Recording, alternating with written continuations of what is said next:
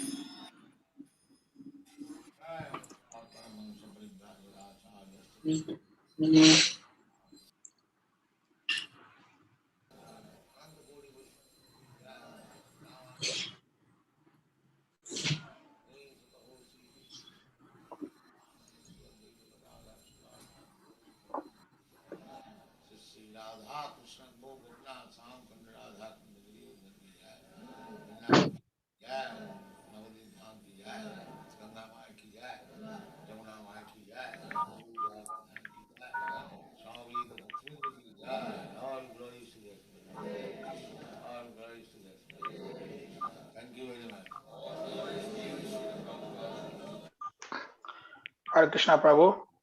Yeah. Welcome to our platform this morning. Nice to see you. Please, we can now start the verse. I'll put on the screen. Can chant the pranams, then we can start. Thank you.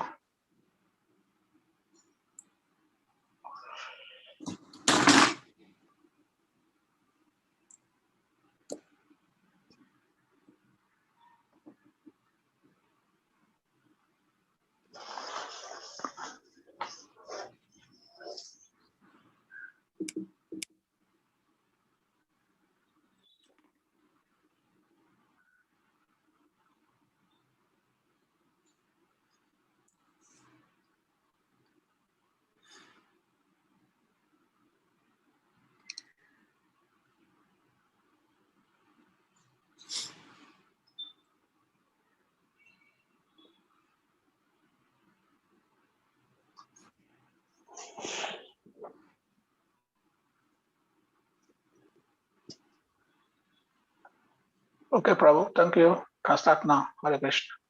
I can start? Yes, Prabhu. Okay, 1 second, I have to turn on the light here.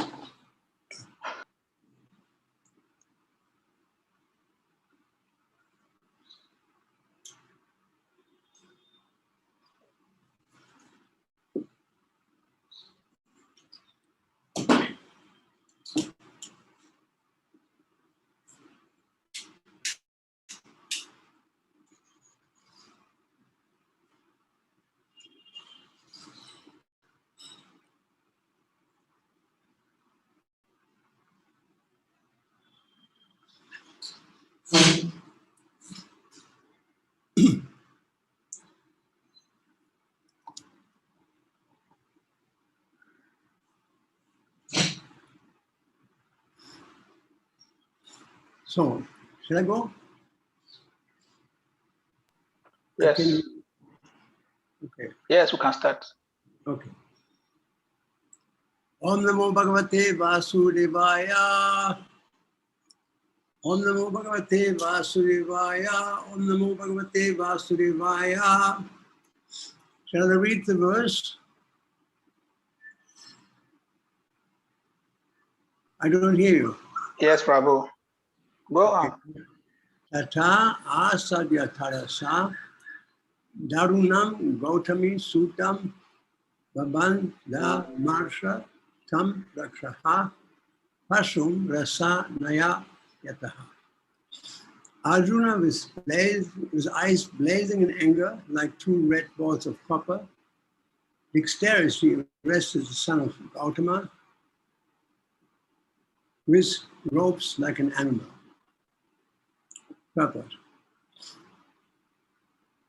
Ashwatthama's mother Kripi was born in the family of Gautama.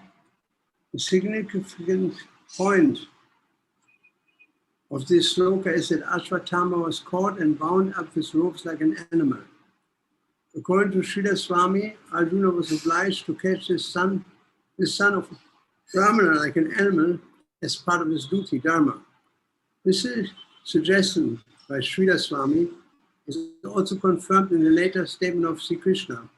Ashwadama was a bona fide son of Dronacharya and Kripi, but because he had degraded himself to a lower status of life, it was proper to treat him as an animal and not as a brahmana.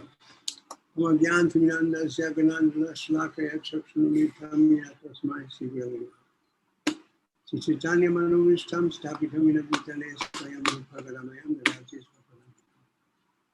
Sri Krishna Chaitanya Prabhu Nityananda Shri Advaita Shiva Sadhguru Bhaktivinoda Hare Krishna Krishna Krishna Krishna Hare Hare Hare Rama Rama Rama. So this story is a famous story. Namely, it was at the end of the Battle of Kurukshetra, after the Battle of Kurukshetra, that the revengeful Ashwatthama, he killed the sons of Drupadi because they were the actual successors, and in the most heinous way. And Arjuna started chasing him, and Ashwatthama threw a nuclear bomb. And Ashwatthama threw a nuclear bomb, Brahmastra, and then Arjuna took shelter at Krishna. And Krishna told him, you have to throw another nuclear bomb to counteract this nuclear bomb of Ashwatthama, which he did. And this way, Ashwatthama's weapon was made invalid. And then Arjuna was able to catch Ashwatthama and bound him with ropes like an animal, because what he did there was such an outrageous thing that he kills not only children, he kills them in their sleep. I mean, no warrior in the world would kill children. What to speak of killing children in their sleep, and for what? Warrior, he stands up with his battle. Somebody fights with him, an equal candidate, but not like that, you know. So, Arjuna, like it says here, his eyes red hot. He arrested him and bound him with ropes. Krishna was also there. He was angry. And so now you see there's a special element there that we want to have a look at. Because when Drupadi arrived, she saw Ashwatthama in ropes, being treated like an animal. And she had compassion, because that's the nature of a woman, even in such adverse conditions. And let me tell you a story from my own family. Quite interesting. That my father, in Germany, he had to go to the concentration camp. He was arrested, beaten, thrown into the concentration camp because he insulted some Nazi authorities. And he was beaten up every night. There was one first person, one SS man, like the police of the German government, SS man. He came every night and tied my father to a table and just beat him and beat him and beat him. In the end, the spines would stick out the back. And he became unconscious, and he would throw him into bed, and then he said, and tomorrow I come back. And this went on for some time. So then one day my mother visited my father in the concentration camp because she could. And there was this man standing on this little hill, and my father said, you see this man over there? That's S. Block Warden, who tortures me every night. You can imagine my mother, she made a photograph in her mind, in her upsetness. And so this is not the end of the story. But my father was suffering so many things in the concentration camp. He had post-war syndromes. He was completely traumatized. And I heard him every night screaming. Myself and my brother, we were in the same room, next to our parents. There was only a door between the two rooms. And we heard him screaming every night in his trauma, in his dreams. And my mother had to cool him down and said, Willem, you're not in the concentration camp, you're with us, wake up, etc. So this went on for a while. And in fact, his health was ruined due to the concentration camp, and he was mentally ruined. Physically and emotionally he was ruined because of this horrible treatment he experienced in a German concentration camp. So then what happened, one day my father, he just very weak, not very strong, physically, mentally, he passed away. And in Germany, the habit is, if somebody passes away, you call a person, it's called the undertaker.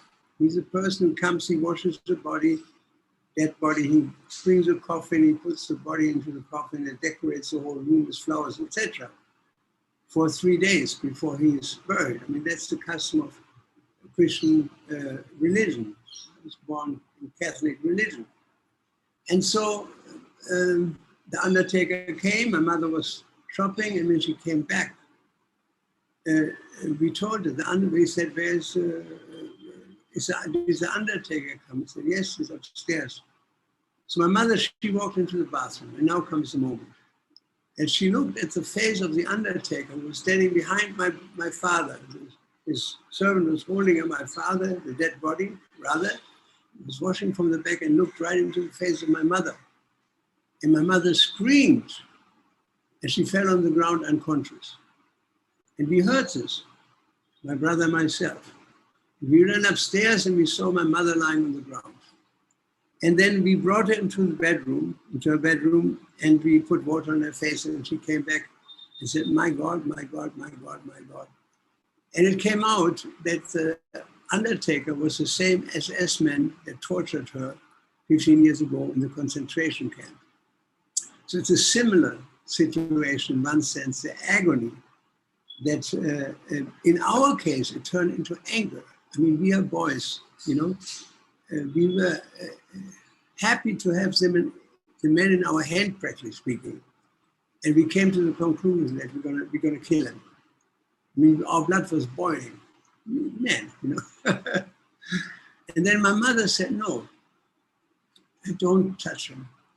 He said, he has children, he has a wife, she's innocent, and she has his children, they are innocent. Why adding more suffering to what has already been experienced?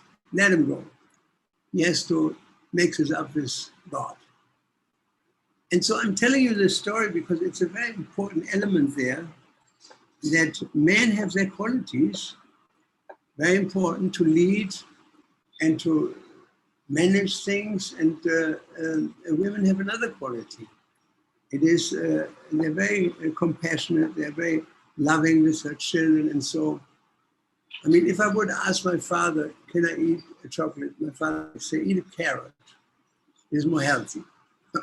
I didn't like carrots, but my mother was waving and said, come. She would call me to her bedroom, and she fed me all the chocolate I wanted, because she's a woman. Women cannot say no to their children. And so, it goes to show you, even in such little things, that when men lose their patience, women still have patience. And it's an important quality. Because you see, that's why Prabhupada said as preachers, he said we should have the courage of a British gentleman. It means we are ready to fight. At the same time, we should have the heart of a Bengali mother, because that is a complete different element. We should also be able to forgive. We should be also kind. And even if somebody wrongs us, we should not, bear a grudge against him, because by the end of the day, even if somebody hurts you, even if somebody steals from you, even if somebody destroys whatever you have, even whatever, in the final analysis, it is never between you and them. In the final analysis, it's only between you and Krishna. And he just uses this particular man to give you your karma. If he wouldn't have given you the karma, somebody else would have come to give you the karma. You cannot escape karma unless Amtram Sava Papi, you turn to Krishna. That is like everybody's under karma, even Indra. Yes, Swindra, Gopamata, Vendra, Mahasva Karma, Bandhana Rupa Bulabhadra Atanoti. From India down to the German, everyone is on love karma. But karmadi nirdhatu kintu chabakti bhajam. If we acting in bhakti, then we can become completely free from karma. Otherwise not. It's as simple as that. And so it's interesting that Ashwatthama, he was ready to kill. Even Krishna encouraged him. But Draupadi, being a woman, she was soft. And she said, please let him go, just like my mother was similar, said, let this man go. She was thinking about his children and his wife, etc. And so, you see, there need to be these two elements need to be there. Actually, even a preacher, Prabhu said, if somebody is a preacher in Krishna consciousness, he has to have these two natures. It's the nature of Bengali mother, that he's able to forgive, that he's kind to everybody. At the same time, he should be heroic. You see this in Prabhupada. He was very heroic going to America with $7. And he was very brave. Like one time, my godbrother, who was it now?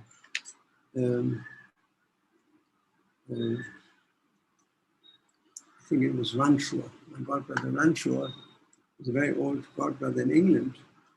And he asked, one time he told Srila Prabhupada, Srila Prabhupada, actually you're very brave. And coming to America, old man, 75 or 72, I'm 70, my body is now 75. Not difficult to live in such a body, and to speak of going to America without support. And then Prabhupada said, yes, and that's actually true. He said, I have some braveness.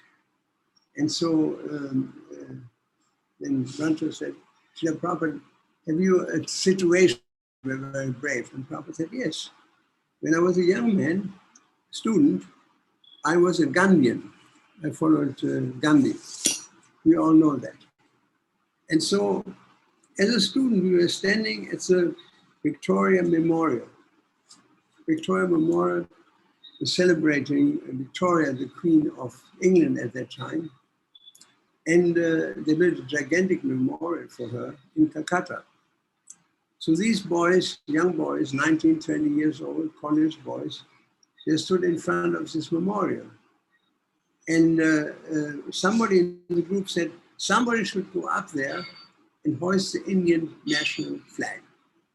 Now that's a very dangerous thing to do, because it means under the British rule, if you hoist the Indian national flag, that means you're committing high treason. And for high treason, there's no excuse. The only sentence is you have to be hanged or shot. And so it was very risky for Prabhupada to do that.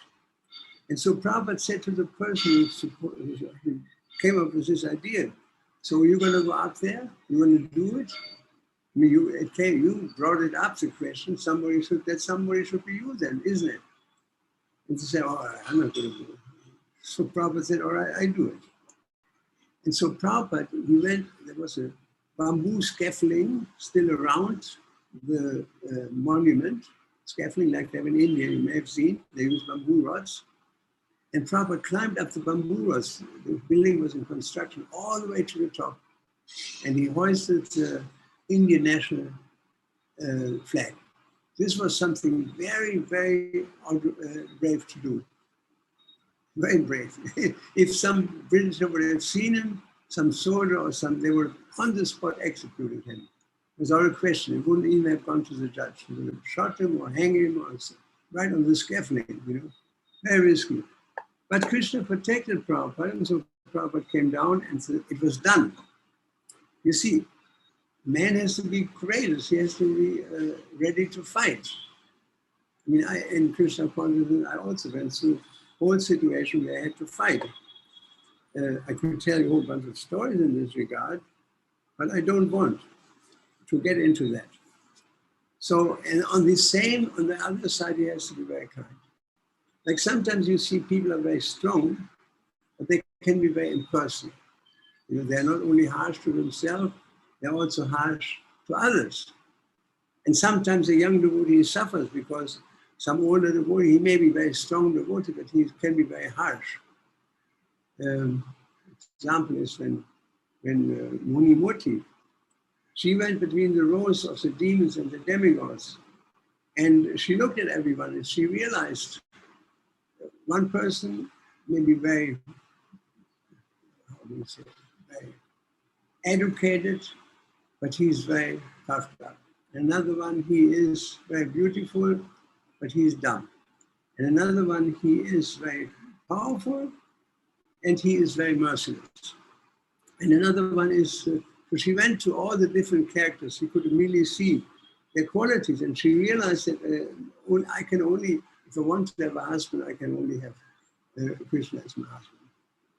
So I think it was the goddess of fortune, actually, who did that. No, I remember. So you see that in this material world, everybody is faulty, nobody is perfect. And so we have to learn within the movement the qualities of compassion and the qualities of courageousness, both. Now, to be able to do that, one has to have examples. Just like in traditional family, we have this example that the father is a father and the mother is a mother. And she's a wife and he's a husband. And these are fixed roles in a traditional family. They can't be changed. They have their dharma. Man has his dharma, wife has his dharma. These are completely different bodies and different dharmas, accordingly. Sri dharma for the women. And so in traditional family, this works very well. I actually, coming from a Christian background, but the family was very traditional. My father was a father and mother, and I've never seen ever, not even once, not even one time an argument between my mother and my father. Because they were completely in one mind about their marriage and what they have to do, how they have to present themselves to the children. So they never, even in bedroom, they would never fight. We never heard them bickering. I asked my sister. So that's an example that if you have a traditional marriage, things get, the marriage can be very easy. It becomes very difficult when the marriage is not traditional. And the wife is arguing with the husband, for example. It will destroy ultimately the marriage. It's not possible. It's like if you see a big liberal corporation, tell, for example, Apple Corporation. We're living in a democracy, and Apple is very liberal. They take anybody on who has some knowledge, but they're very liberal. They don't look at the background, whether somebody is male, female, or in between even. It doesn't make a difference for them. But when it comes to seeing Steve Jobs, if you dare to say one word different from the teachings of the company, the teachings of Steve Jobs, you'll be out. There's absolutely no mercy there or any forgiveness. It is not. Once you go against the grain, you're out. And in this way, even the biggest corporations in the world are run like this. There's COA there, COE, and he runs the company, and he doesn't have his wife coming into his job and say, well, I think you should not throw this boy out. He looks very cute, and I like him, keep him there. No, it doesn't work like this. Every corporation is run with a king on top. The head of the corporation like a king. And so in this family also, the husband is like a king and the wife is like a queen. Her kingdom is the house and the decoration of the house and the kids and everything, the food, everything what goes on. That's her kingdom. And the husband's kingdom is outside. You know, he has to provide. He has to provide. And so they have to work together. The husband, the wife, husband comes home and the wife has to, you know, had already cooked for him something or prepared something and makes him welcome because he's exhausted. He worked like a dog. And so then you have this example of a favorable marriage, of a functional marriage. And the children, if they're boys, they learn from the father. how to do things. And the girls, they learn from the mother how to do things. They have role models. They know exactly how to act. If they get married, wife knows how to be a wife, husband knows how to be a husband, because they've seen their parents their whole life acting in these different roles. Very important, traditional roles. Krishna, Arjuna tells Krishna, when the family tradition is destroyed, then the whole world is going to ruin. Because the family is actually the smallest building block in a society. Smallest building block. And out of many perfect bricks, you can build a building. Say half of the bricks are useless, how can you build a building? You need to build a huge building like a whole country population. You have to have many, many perfect building blocks. Whether they're wives or whether they're husbands or whether they're families. Then you can actually advance that society. Like just recently, some leading devotee in our movement, I won't name names, I talked with him about Varnashram Dharma. I said, what's your opinion? And he was not very favorable. He said, nobody knows how to do that. But it's actually very simple. Very simple. That if a husband acts like a husband, if he knows, it's the beginning of his Varnashram Dharma. Wife acts like a wife. The children learn how to act.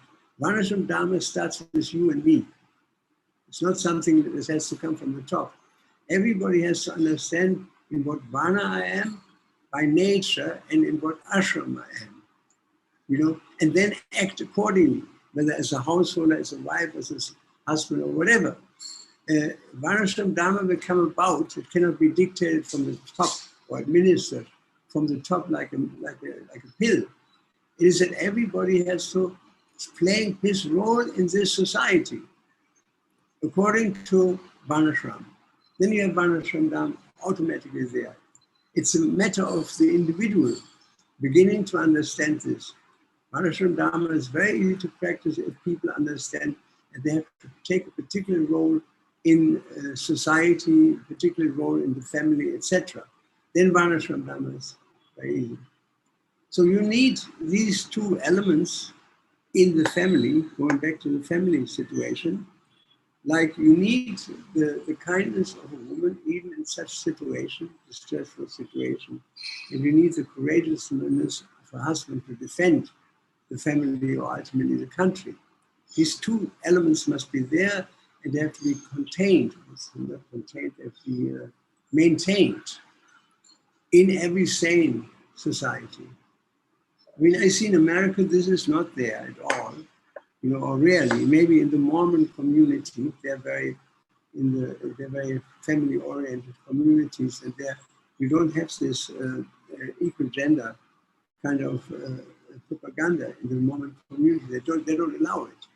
They all have to have playing their particular roles as father, mothers, children, etc. And the Amish people also, thousands of Amish people, it's a particular religion that came from Germany in the 17th century. They're also very strict family, very basic understanding of the family. And they have many children, 20 children, 15 children in one family. But the wife is the wife and the husband is the husband, period. He's the father and the mother, period.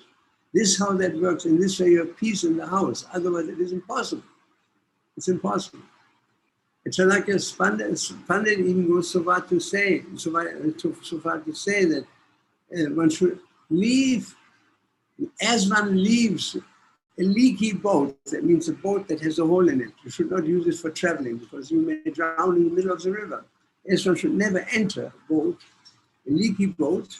One should immediately leave the family when the wife is speaking up to the husband. Of course, husband, he should not be a terrorist. He should not be insensitive. He has to be very sensitive to his wife.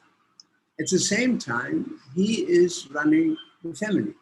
So you can't have it in any other way. Now, I'm telling you that because it is in every field like this. If you look in the spiritual world even, there's Vishnu and there's Lakshmi. There's Krishna and there's Narayan. The same principle you have all the way to the top. all the way to the top. There's a man and there's a woman. Even on the spiritual, although everyone is equal in one sense, everybody is spiritual, of course there's equal and more equal, like there's Krishna and the simple citizens. The principle is always the same, that whenever there's husband and wife, they're acting in this particular way. Now, if you think about something else, namely in religion, how do we practice the same principle in religiosity? Well, you can study yourself. If you take the Abrahamic religions, Abrahamic religion means the three religions, three world religions, which are based on Abraham, Father Abraham, Old Testament. Jewish religion, Christian religion, Muslim religion. They all are based on, there are one common denominator, and that's Abraham. Therefore, they're called the Abrahamic religions. And in their conception of God, there's no female aspect. It's just male. And it is because of that, because the children are not raised in a functional religion. You have to have wife and husband on the highest level even, so that people understand these principles. If religion doesn't have Radha and only Krishna, then it tends to be like in Jewish religion, Christian religion, or Muslim religion, it tends to be a male chauvinist society, and they will always war. They will always cry for war against the Jewish, against the Christian against the Muslims against the Jewish. And there's no end to it, of the fighting of religions against each other, because they are not actually raised parishioners, the people that adhere to that particular, they're not raised in a functional religion. It's dysfunctional. You need this, those elements are there. In Catholicism, you do have Mary. And so it's a little bit more soft than Protestantism. But it's an important element. Just like if you want to have a functional family, you have to have a functional father, you have to have a functional mother. So in the same way, Radharani, she's even more merciful than Krishna, right? There you have this element of the special mercy of the female. And then you have the, since Radharani then manifests herself in Lord Chaitanya, then you have the mercy of Radharani in Lord Chaitanya, and Nityananda is even more merciful. When Lord Chaitanya was ready to kill Jaga and Madha, then Nityananda still had mercy. Although he was the person who was actually attacked. He was the person who was attacked, and still he had more mercy. And said, my dear Lord, you didn't come for destroying miscreants. That's in the previous incarnation. But in this incarnation, this form that you are now, you come here just to elevate people, you don't punish people. You try to help them in their Krishna consciousness by spreading the holy name everywhere. So I want you to emphasize that society, we have to have this, we have to think in a wholesome way. The American model of American, because they all end up in divorce, they end up in the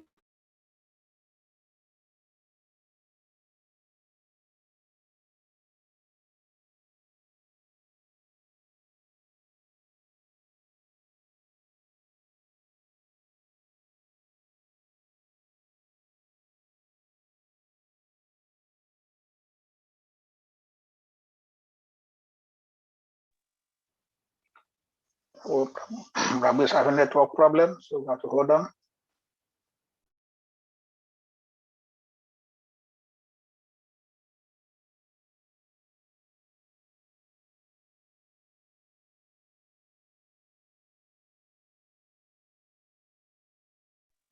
Prabhu, please unmute yourself. Unmute your mic, please.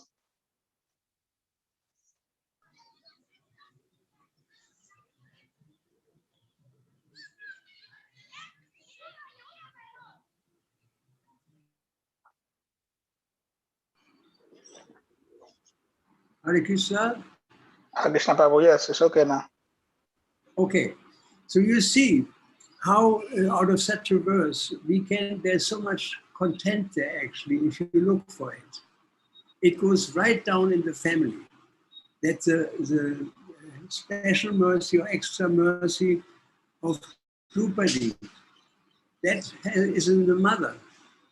It's a motherly principle. And the ferocious anger and willingness to conquer, if necessary, to kill, that's in the mentality of a man. And so to balance that, husband and wife are together, to balance that. It's like in my own family, I saw that if I wanted something, I would go to my mother, because she was more kind by nature. My father was very strict. He could be too strict. And so in religion also, if you see all the religious wars are fought among people religions who are male chauvinists.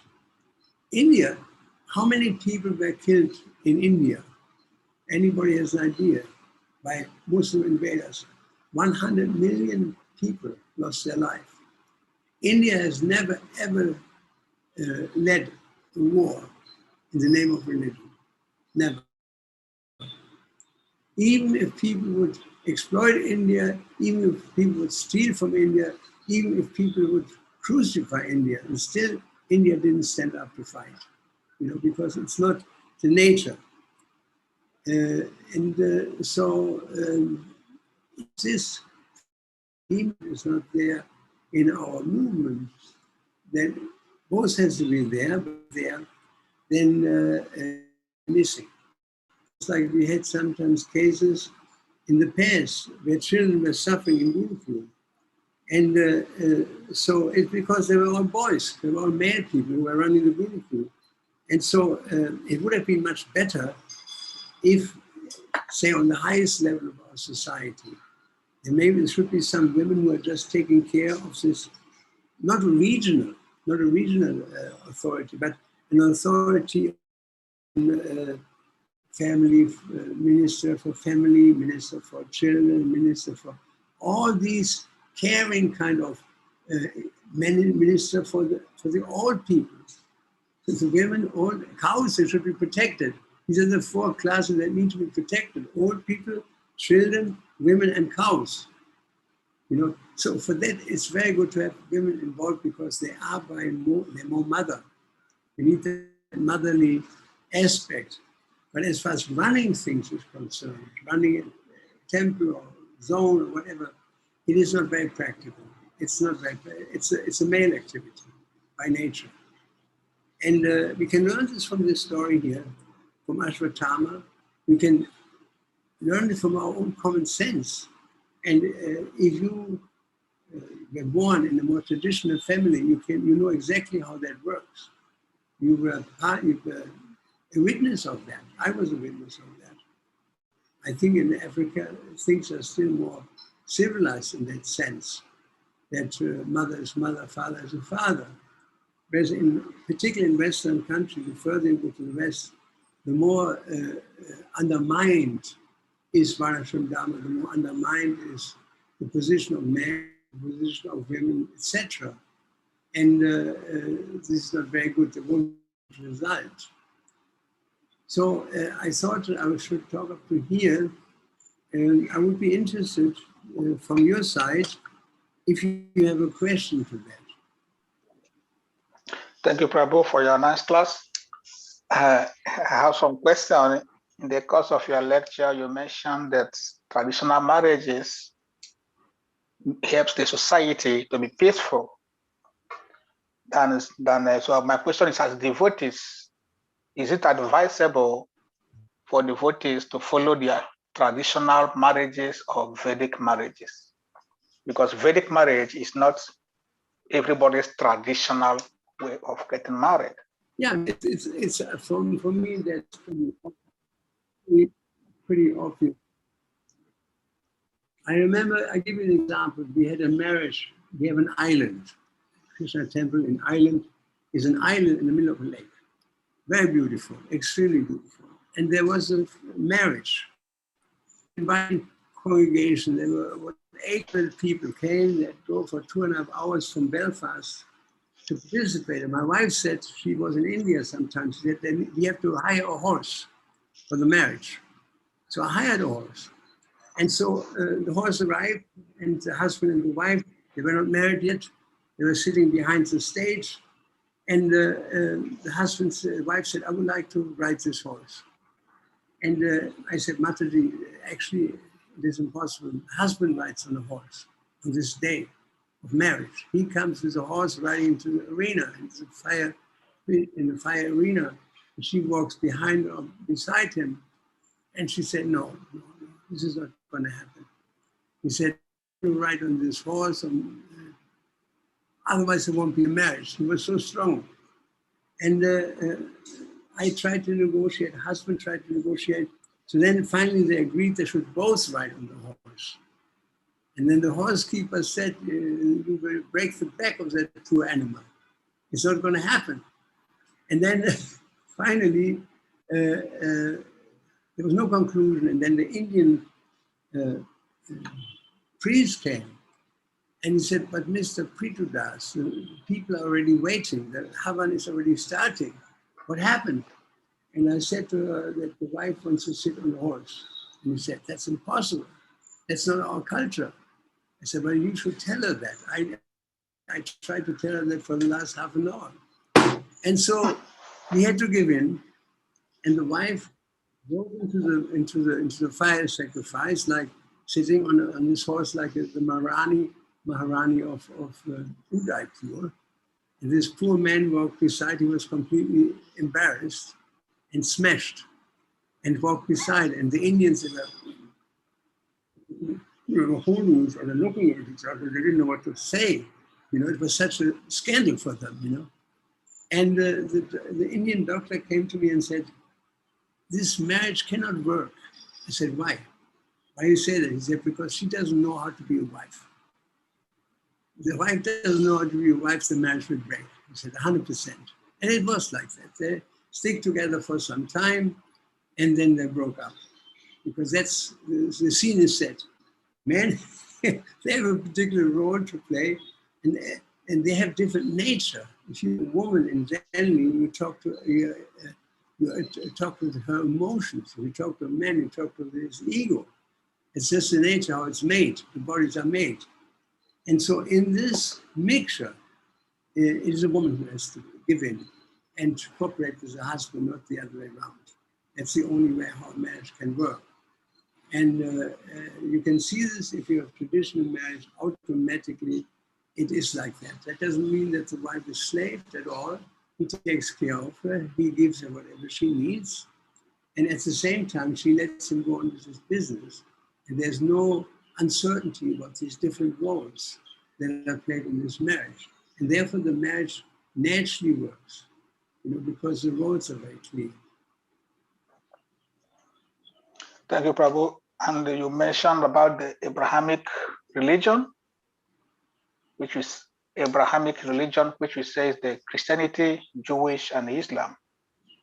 Because they don't have female God, that's why they are always fighting, always this religious war. Yes, in Islam you have a little bit of that. There's a husband is a husband, but the wife is nothing, basically speaking. She is, he can say chala, chala, chala, and just throw out of the family. The position of women is underrated. Woman, you should actually be adored by the husband, at least recognized, at least treated very nicely. And she should not be like a second, be treated like a second-class citizen. That doesn't mean traditional marriage. But I tell you one thing from my experience in Germany, there are many German girls who marry now Muslim boys.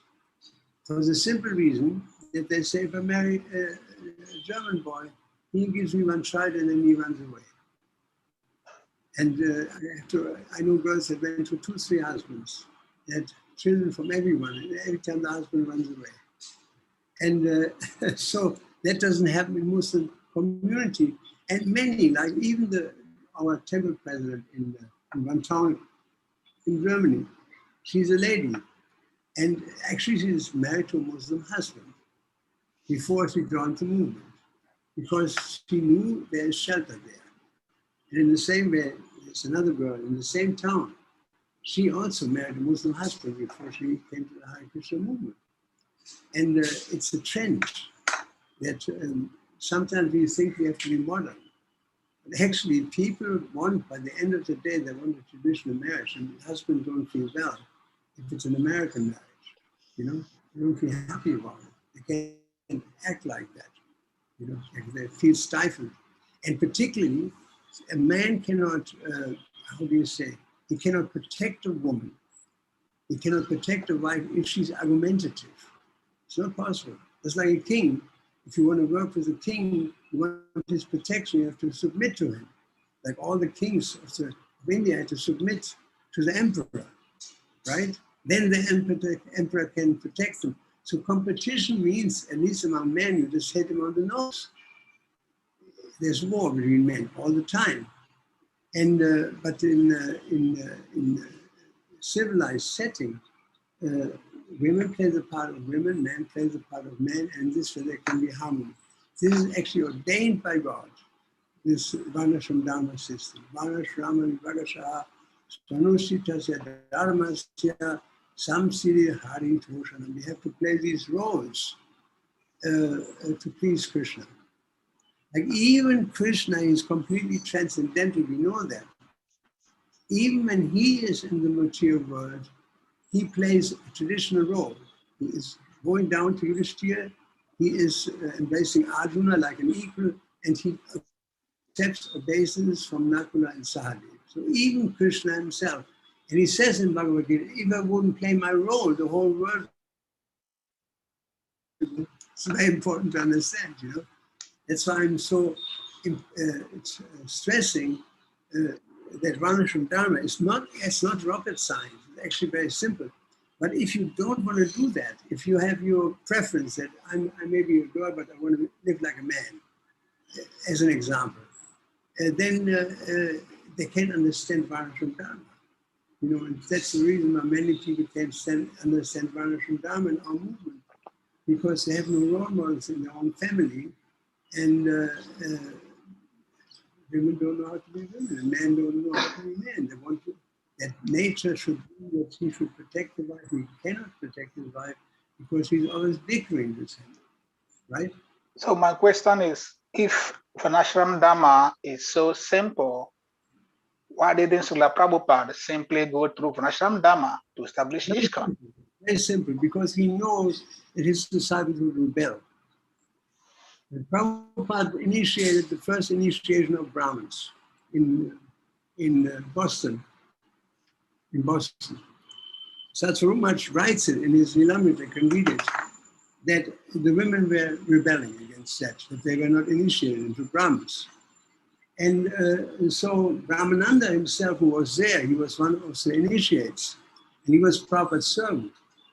They actually went to Prabhupada and said, Srila Prabhupada, if you don't give us Brahman initiation, I know the names of the girls, I won't say it. If you don't give us Brahman initiation, we're going to boycott ISKCON. So Prabhupada knew very well that he could only do so much. And to introduce it was a little early.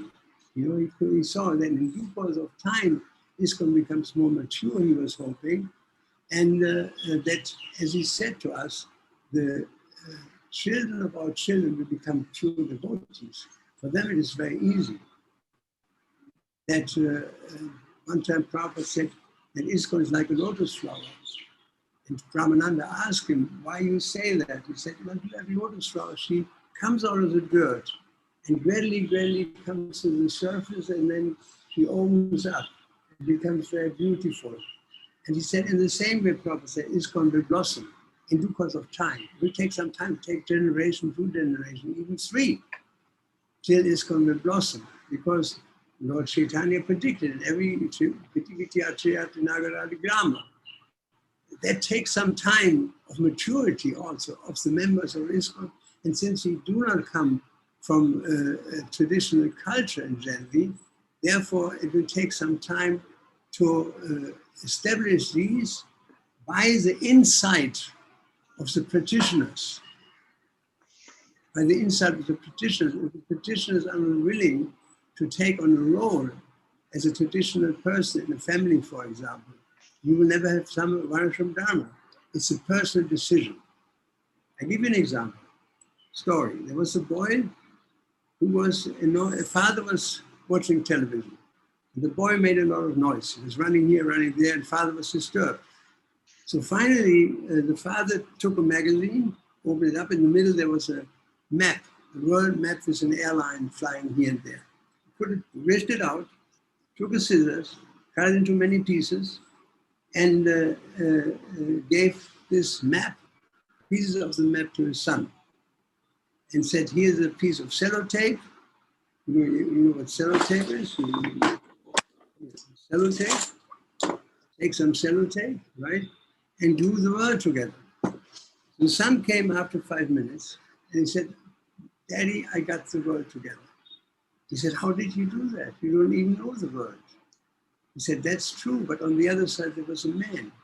And when you glue the man together, you have the world together. So that's a very nice example. If you get the man together, you get the world together automatically, to the point. And then there's another one. There's a prayer of a monk, of a Christian monk in England around the year 1080, I think. And he said, when I was young, I wanted to save the whole world. As I got older, I realized if I could only save my country. As I got even older, I said, if I could only save my family. And now I'm on my deathbed, I said, if I could only have saved myself. Because he said, he wrote the last words, because if I would have saved myself, I would have been able to save my family, I would have been able to save the nation, I would have been able to save the whole world. So Prabhupada was like that. He changed the minds of so many people because he was perfect. You see, because he was such a perfect building block within society, that he caused so many people to follow him and become, similar like Srila Prabhupada. So, I mean, you see in our movement, there's so much strife on this issue. And particularly in America, there's a constant fight going on between men and women, not just in the movement, but outside the movement, very much so. And so in due course of time, like this lotus flower, it will shine. And people will go more and more. If you want to be Krishna conscious, and none of us older people is anymore around, how do you know your way? The only way is Srila Prabhupada's books. And they will become the beacon, the light for people, like Bhagavad says, it will give light to the people in Kali Yuga. It will give light to people, and in due course of time, people come to this conclusion after everything else they've seen doesn't work. You see, sometimes we have to see this doesn't work. What we're intending to do there, equal opportunity doesn't work. I cannot have babies, no matter how much I strive, I will never have babies. A woman has babies. And so they're very different. They're different, and for good reasons, because she has a particular female nature which is necessary to if you raise children from the beginning. You know, the mother is never upset, even if the child is nasty, even the child this and that. I've seen this. There was one lady I visited one time, proper disciple, in Alachua, Gainesville, and her son is a policeman. And the mother told him something, he didn't want to do it. So finally he got so angry and said, and threw the keys of the house to her feet and started screaming at her. And I was in the room, I really started screaming at him and said, how dare you to treat your mother like this? I was an outsider, you know? So if the father is not there, can say it, I have to say it, you know, to man him down. So the Varnashram Dharma is perfect, but it is a little difficult because it depends on the personal decision. If you have enough people who decide actually for Varnashram Dharma, and they see how actually these marriages work and how the children are nice because they learn from their children, they will take advantage, they will take, guidance of that in due course of time. The confusion will get less and less Ultimately, the Varnashram Dharma system is given by Krishna. It's a divine system, but it requires a change of consciousness. People have to leave back their upbringing in materialistic society with all the strife and all the fights and all this. We have to leave this behind.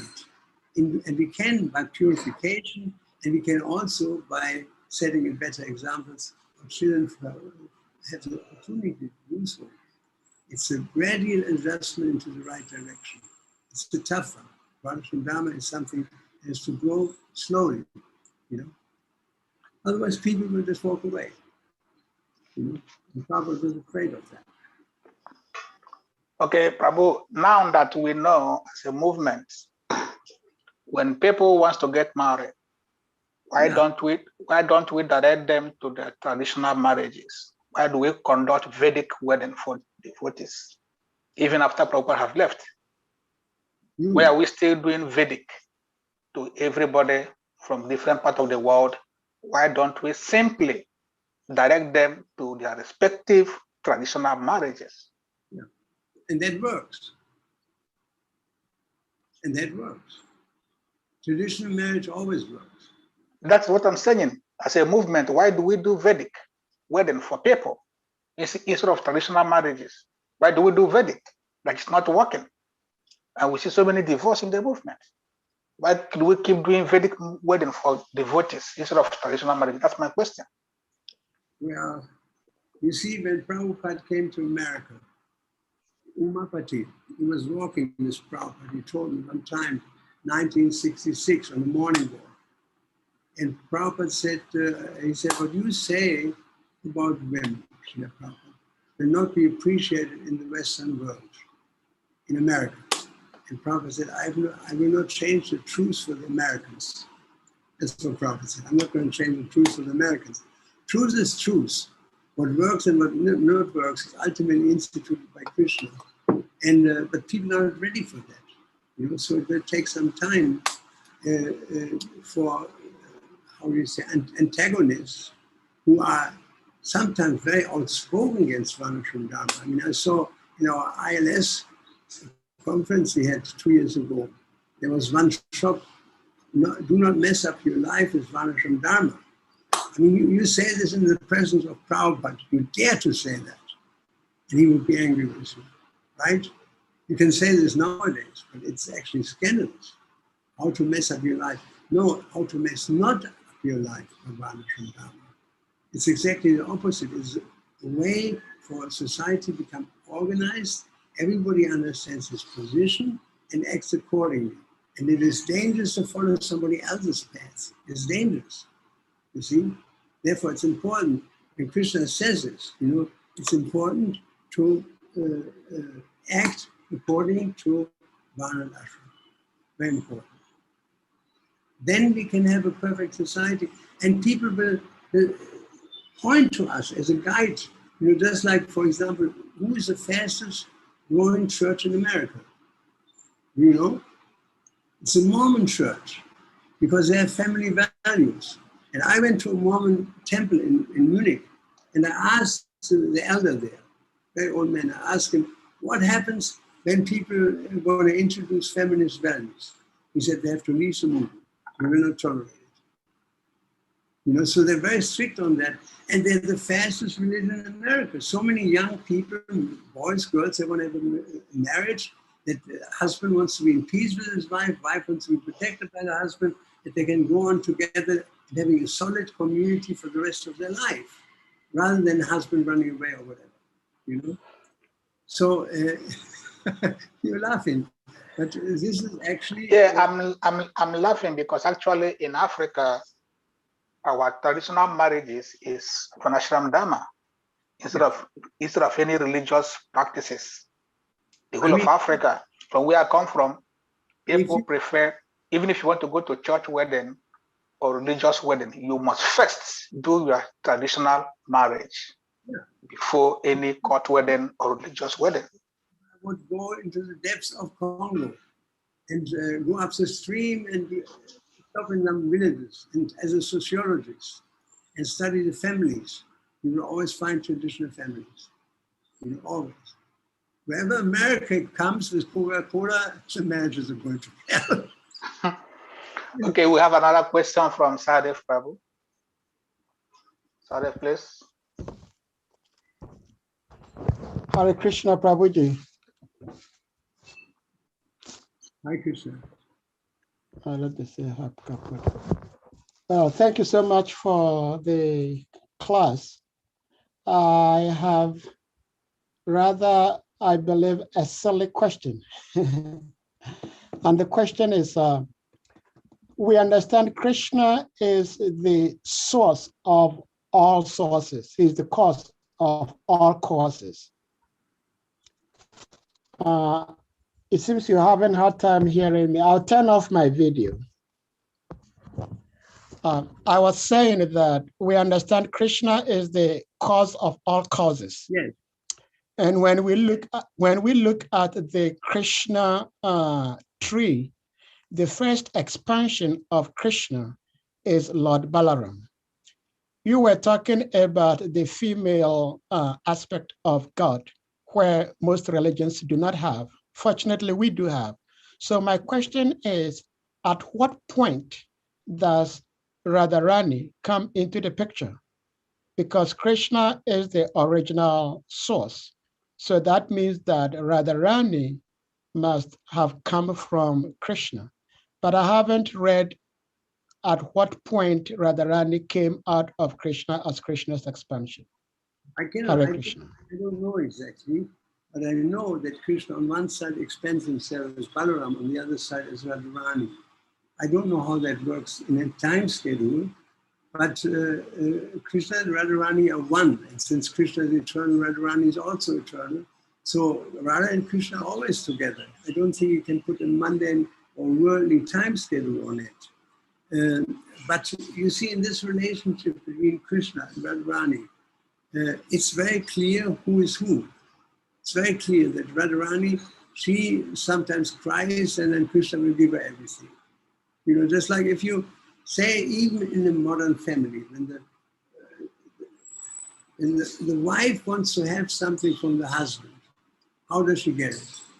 By going with a gun and pointing at his face and say, give me a sari, otherwise I'll knock you out. It's the American way, right? She goes and says, oh, what happened, darling? What happened? Please say it. He said, I need a new sari. Immediately he will give her a sari, right? This is how that works. You know, if she comes in with a bazooki or not with a bazooki, with a machine gun, with a Kalashnikov, and says, I want this, you know. The husband, immediately he sees her as an opponent, and then when we fight. Then we fight immediately. It's unavoidable, you know. Whereas if she takes a humble position, you know, and you know, she just, you know, just cries, you know, then she will get everything from her husband because the husband cannot say no when the wife cries. It's simple. This is the ultimate weapon of a woman is to cry, not to yell at the husband or screw him up, you know. Turn his throat till he can't help it anymore. That's not the way. Women have their weapons, you know, and weapon is shyness on one side. It's on the other side also being very merciful, at the other side making the husband feel that she's depending on him. And then she gets everything she wants, you know, naturally. What husband in the world will provide to a woman who plays the role of being subordinate to the husband? Obviously, you know. I give you an example. After the war, when we had thousands and thousands of American soldiers in Germany after the war. And most of them, 80% of them, brought a German girl with them because they saw that they're treating them, when they met a girl, they treat them with high respect because he's a husband. You know, they treated him, they found more family tradition there. And that's why they wanted to have a German girl. Because in America, it's not easy to find a wife like that. Most people are very rebellious, you know, and so, I mean, you see now, there's a whole upheaval sometimes of girls who want to be treated like men. We call Prabhu and whatnot. I mean, where does it end, you know? It's going on since a long time in our movement. This undercurrent of equality. We are equal on the spiritual level, there's no doubt about it. Just like spiritually speaking, the king is a soul as a dog is, right? They're both souls, but you don't put the dog on the seat of the king, right? The king, yeah, the dog has a dog hut, and the king has a palace. And so there's similarity there. They have both 4 walls and a roof. But that's where the similarity ends. Because one is it's just a dog hut and the other one is a palace. So there's similarity and difference. To see it like that, you know. And so yes, we are one in one sense. At the same time, when it comes to living a life in the material world, we have to play certain roles to have peace in the house. You know, very important. I think that Africa has a much bigger chance than we can even imagine in that sense. Like India has a huge chance to reform ISKCON in a long run because there's still this element of traditional family there. Like I see, even in South America, my younger son, he married an American girl from Mexico, and she knows how to be a wife because she learned it from her mother. You know, she's traditional. And so he plays this husband role, she plays a wife role. Kids are happy, no fight, everything is very clear. And so Africa has, in that sense, an advantage that many of our devotees will come from traditional family life. You know? And that's what actually we want to see in the long run, because that's Manashandana. All right? I can't see your face. Our next question is from George Omega. George, unmute yourself. Okay, yeah. Prabhu, I find it difficult to hear today because the network is not helping me, so I will not be able to display my video as well. Okay, Prabhu, in the course of your lecture, you made mention of 5 people have to be protected. Prabhu, can you hear me, please? Yes. Okay, yeah. You made mention about 5 people need to be protected: the Brahmanes, the cow, the women, old men, and children. I'm going to base my question on the women. Is it that now womanhood is nothing to write home about? Especially where I'm staying now. In fact, it's very terrible. I was reading somewhere that La Prabhupada mentioned that even when you insult any of these 5 people that we're supposed to be protected, that the Brahmanes, the cow, the women, the old men, the children, even when you insult them, your life expectancy will be reduced. That is somewhere in Shima Bhagavatam. I can't really quote. And La Prabhupada mentioned. Is it that in some of the ages, like the Treta, the Dwapara, when you insult a woman, your life expectancy can be reduced? Or now in this Kali Yuga also, when you did the same thing, your life expectancy can be reduced also? Because where I'm staying, Prabhu, to be honest, they are nothing to write home about. They are more or less like they are. Excuse me, I don't want to use the language that I wanted to use. So my question is, when we insult them and your life expectancy be reduced, this age of Kali now, that's my question. Prabhu, permit me. Yeah, Hare Krishna.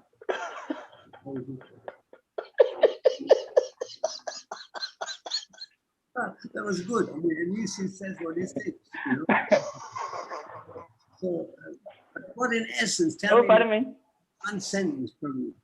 Tell me in one sentence what exactly is your question.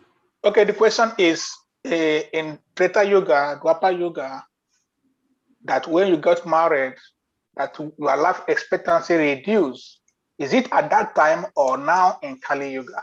Because in Kali Yuga, where he stays, women there are nothing to write home about. So when does one's life expectancy get reduced? Yeah. At what time? Yeah, I mean, when you insult them, Prabhupada means if you even insult them, your life expectancy will be reduced. That's what Prabhupada said in the somewhere in the Bhagavatam. So my question is, now that the womanhood is nothing to write home about, when you insult them also in this Kali Yuga, can you still get the same result? That is my question. Yes. So, sorry for being heavy on the women, because I know that the women are on the platform, but please, they should pardon me, please. They won't pardon you.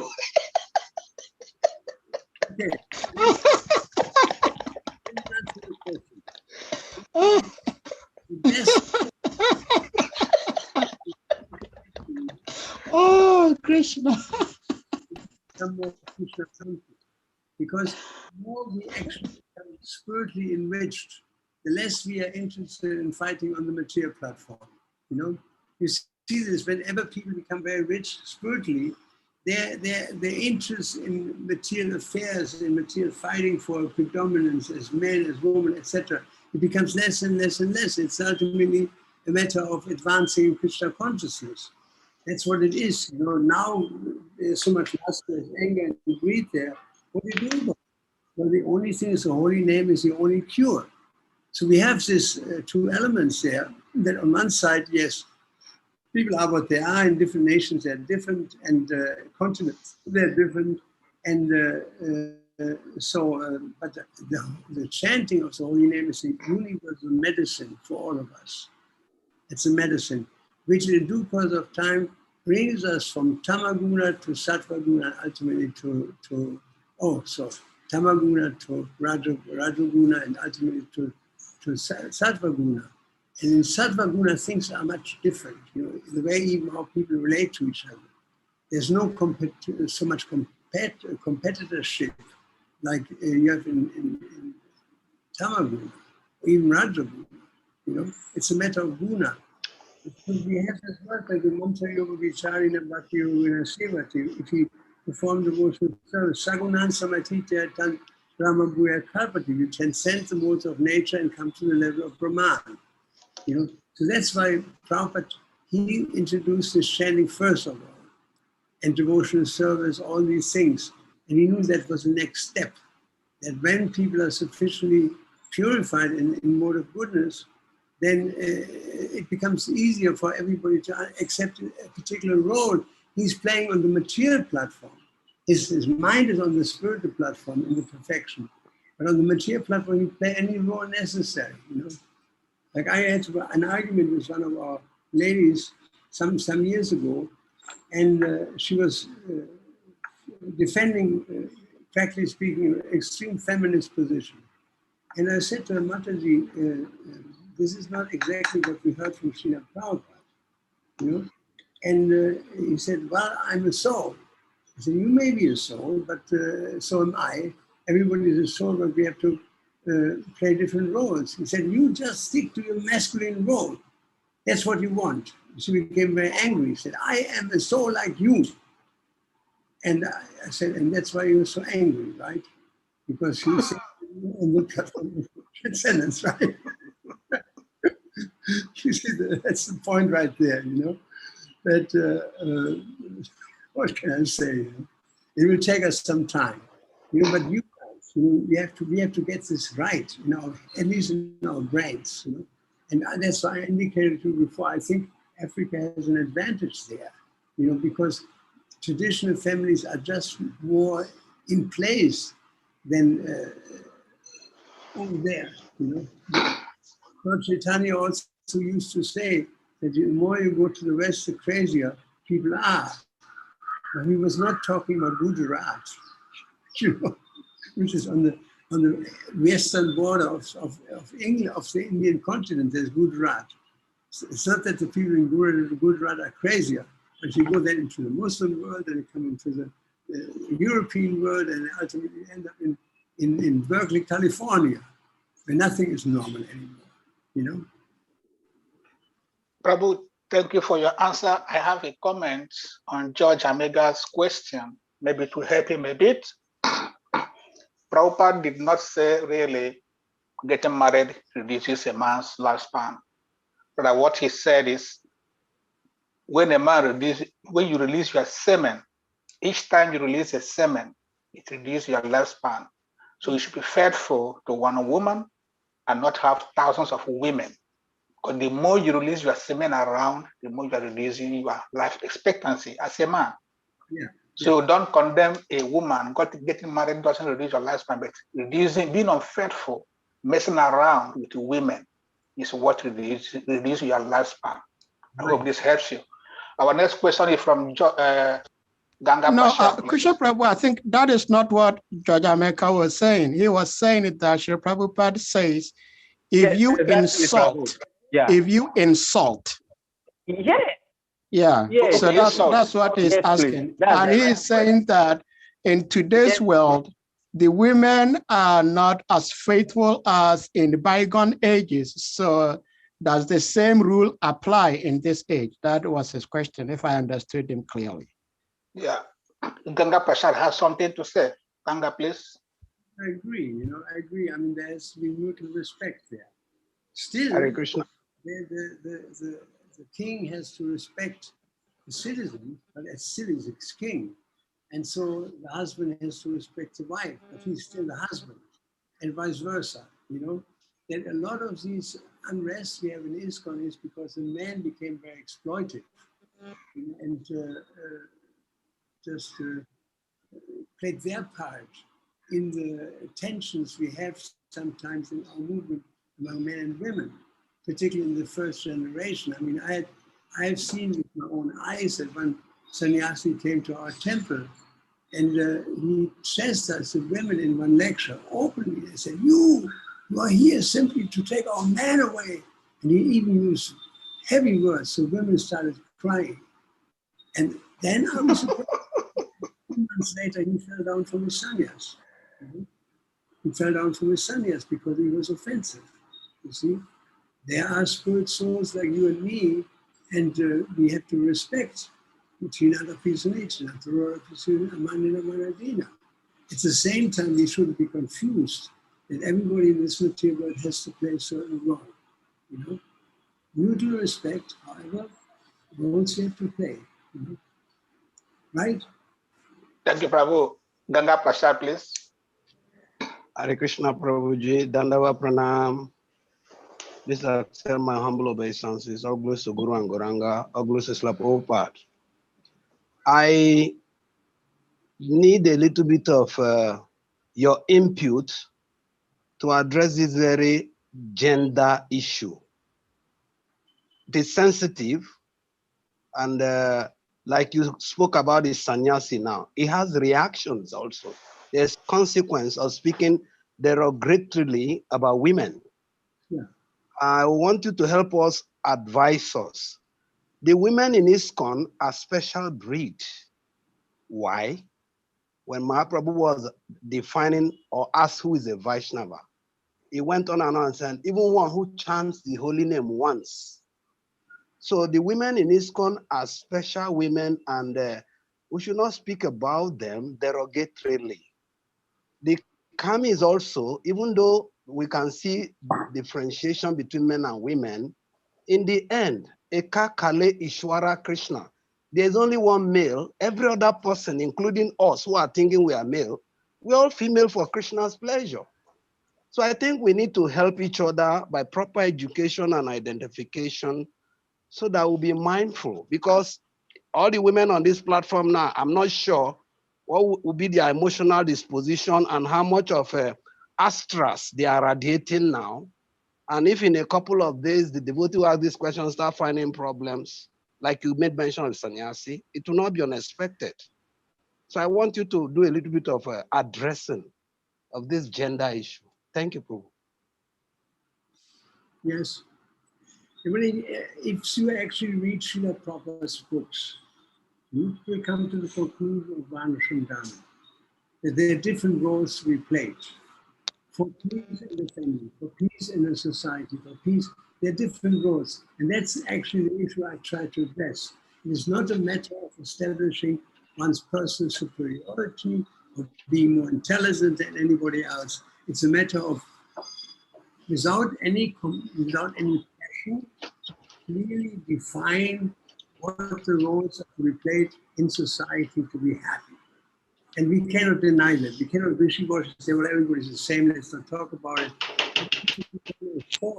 Yes, faults have to be committed, but we have to still understand, to see the situation philosophically. That's very important. You have to see the things philosophically and not sentimentally, you know? So that's all I'm saying.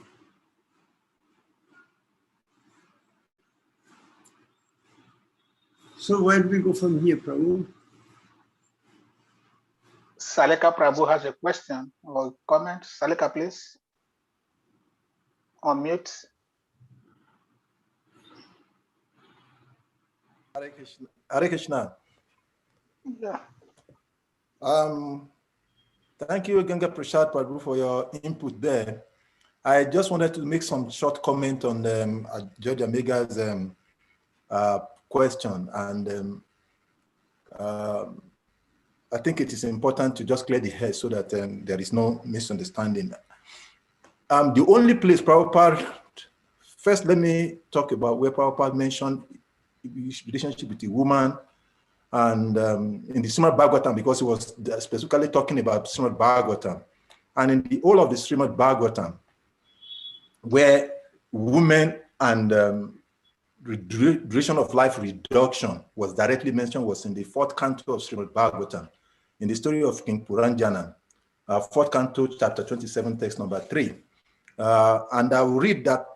I will read the whole of that text so that we can understand it. It is a story of Queen Puranjana and the king. The text read like this: Queen Puranjana embraced the king, and the king also responded by embracing her shoulders. In this way, in a solitary place, they enjoyed joking words. Thus, King Puranjana became very much captivated by his beautiful wife and deviated from his good sense. He forgot that the passing of days and night meant that his span of life was being reduced without profit. That is the statement of Srimad Bhagavatam. That is where a woman and a man relationship in relation to reduction of life was mentioned in the Srimad Bhagavatam. There is no any other place where it is mentioned like that. So George Abega was just quoting out of context. And like Ganga Prasad Prabhu said, and Prabhu also said, one who understands the philosophy of Krishna consciousness understand that the soul is neither male or female. And if we at all we want to talk about male or female, the only male is Krishna. Every other living are all female. So in that respect, so Prabhupada never said, Bhagavatam never said that a relationship with a woman is a kind of a reduction of life, where it is that it's the particular place he's talking is what I've just read. So George Amega, before you quote the scriptures, I think you should go back and read that version very well before you respond, because you might end up making a misquote and it can offend persons. And Srila Prabhupada's statement in several places where Prabhupada talked about women in his lectures, in interviews, our acharyas, our gurus have been making a lot of explanations on those verses, which relatively looks as if it is derogatory of women race. They have been explaining because those texts, those statements were said in a different context.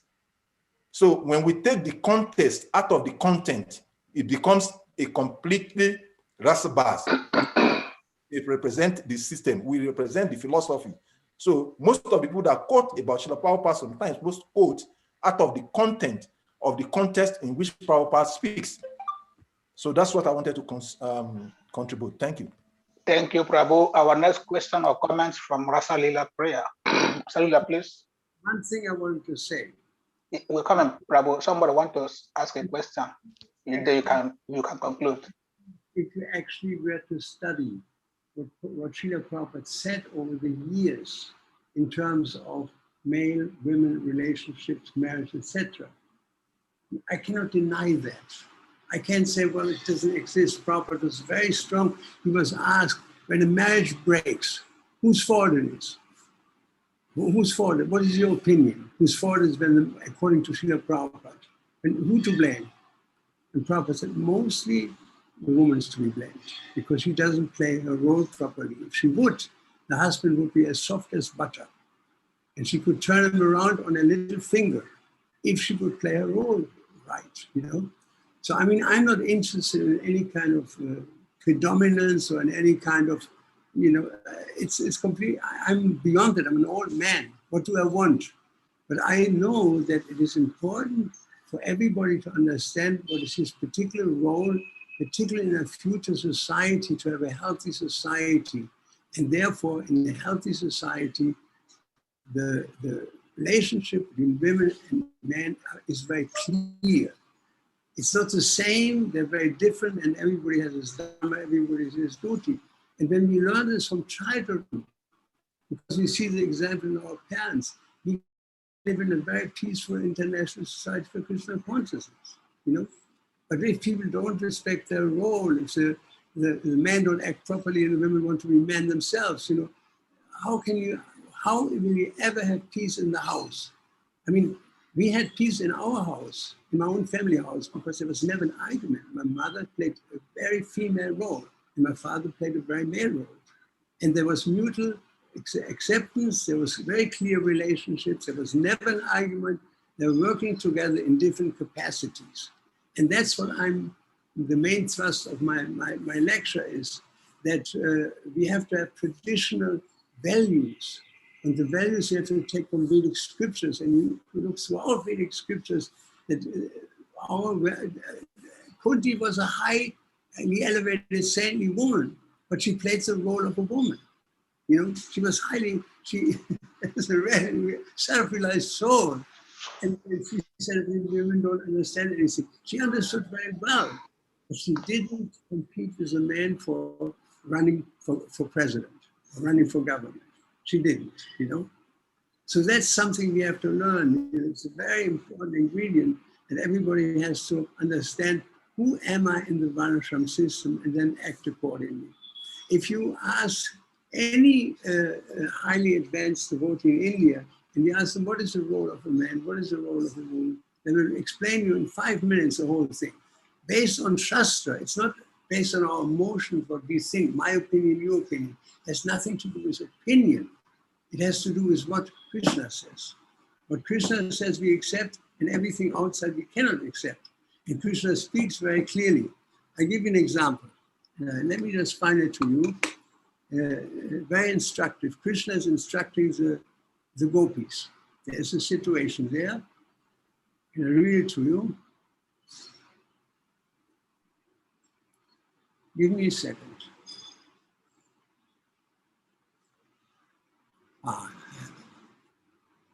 So, listen to this one very carefully. This is from Krishna book. And what Krishna says is eternally valid. It's not that Krishna said something, that we're living in a modern time. Now we need a new religion or a different system. Krishna says to the gopis. Another thing I must explain to you is that for a chaste woman's service to a husband without duplicity is the best religious principle at the time of Krishna and today. Not only should a woman be faithful and chaste to her husband, but she should also be affectionate to the friends of her husband, obedient to the father and mother of her husband, affectionate to the younger brother of her husband. Most importantly, the woman should take care of her children. In this way, Krishna explains the duty of a woman. He also stressed the point of serving the husband, even if he's not very good character, even if he's not very rich, even if he's not very fortunate, even if he's old, even if he's invalid on account of continued diseases. Whatever the husband's condition is, the woman should never divorce her husband if she actually desires to be elevated in spiritual life. So this is very, very clear. It's the role of the woman described by the Supreme Personality of God. You can't argue with that. Anybody who argues with Krishna is a fool. You know, that is true always. And here you have exactly the position Krishna, this is in the chapter, you can read it, chapter 29 of Krishna book, the Rasa Dance introduction. There Krishna explains the duty of a woman to the gopis. And this is true as ever. And if people stick to that, I'm sure we could also talk about the role of men, no doubt about it. But women have a very clear duty, particularly in reference to children, husband, etc. You know, and if you taper with that, if you change it, you're asking for war. Thank you, Prabhu. We have last question from Rasalila Prayer. Hare Krishna Prabhu, can everyone hear me? Yep.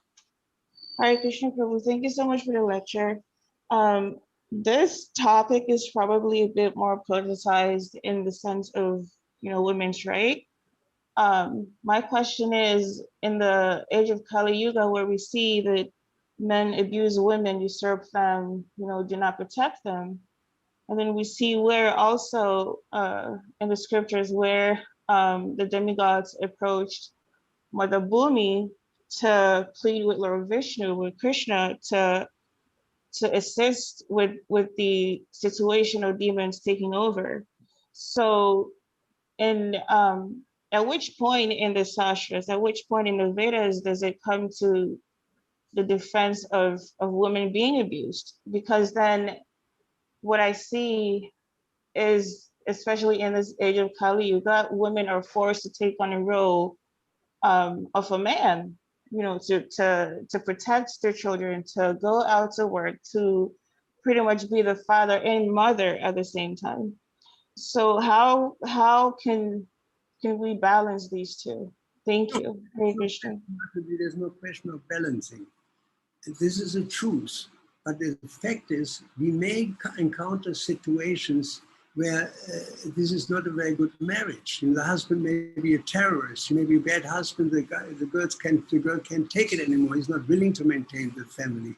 We have to understand what is the highest principle, where should we go in a long run, at least in maybe 200 years, that all the rules are very easily explained, everybody is trained properly, and that there's no argument. You see, we have to have an ideal where we want to get to. We can't change that. There has to be an ideal. And as far as I'm concerned, if I were a lady, I would read this very carefully and try to understand, how does it apply in my life? I'm getting married now. What role should I play with my husband? I tell you, any husband who sees his wife in this direction, he will be very glad and he will give her everything she needs to be happy. You know, traditionally, because a man, if a woman is kind to the husband becomes soft as butter, you know? So that's what I'm saying. We have to keep in mind, you know, we may, according to time, place, and circumstances, yes, there was a situation that Srila Prabhupada, one boy came to him and said, Srila Prabhupada, I want a divorce. And he explained to Srila Prabhupada why.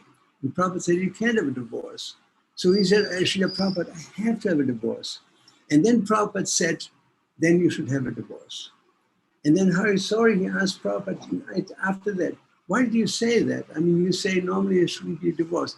He said, if I wouldn't have given him permission, he would have been against me and he would have criticized me. And that offense, criticizing his guru, would be even worse than having a divorce, you see? So sometimes Prabhupada also accommodates us. Naturally, we have to accommodate, but at the same time, we have to have the ideal, you know? That's what I'm saying. You see? The ideal husband, ideal mother, ideal children, ideal everything, ideal. Prabhupada wanted to create an ideal society, you know? He was very clear about that. So that's the only thing I want to say. I understand certain circumstances, the men are terrible, you know? Thank you, Prabhu, for your nice class. We are coming to the end of the class for today. We ask everyone to kindly unmute yourselves. Let's chant Hare Krishna to Prabhu for coming. So Hare Krishna, Krishna Krishna, Hare Rama, Rama Rama, Hare Hare. Rama Rama, Hare Hare.